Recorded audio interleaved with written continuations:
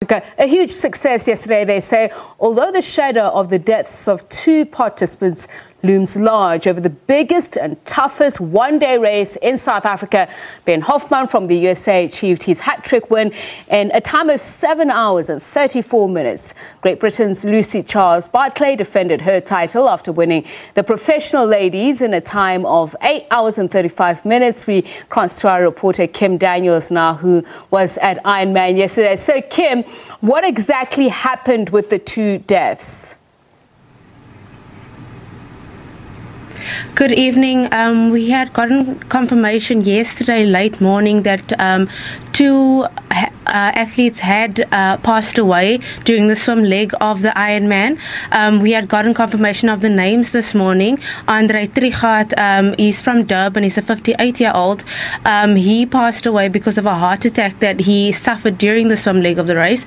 The other participant who passed away was Leon Stanfleet. He's from George. He suffered from convulsions also during the swim leg of the race. Both incidents happened about 10 minutes apart. They were retrieved by sea rescuers and all attempts at resuscitation had failed. So they were rushed to hospital. But by the time they got to St. George's Hospital here in Port Elizabeth, they had both passed away by then.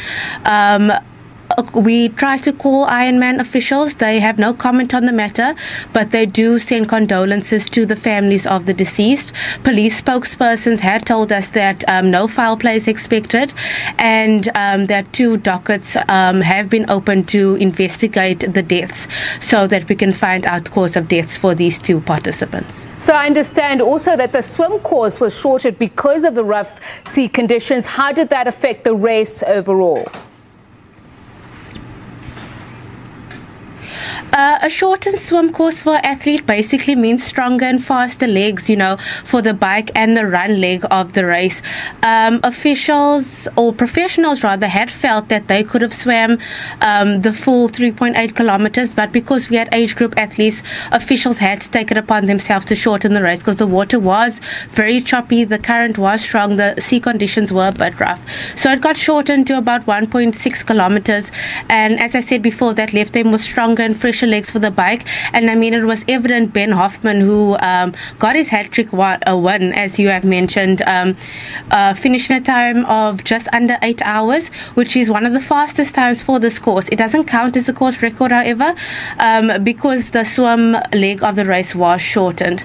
But that's not the only difference to the race that we had this year. We had a different bike leg and a different run leg. The bike leg, we used our 70.3 course that we used last year. So once they came out of the sea, instead of going right like they usually do, they went left on Marine Drive and did 2 loops of 90.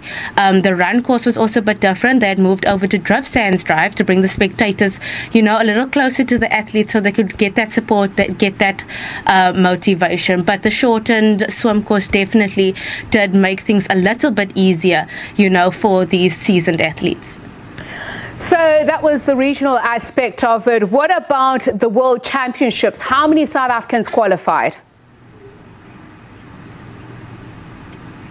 So the World Championships will happen in Kona, in Hawaii this year.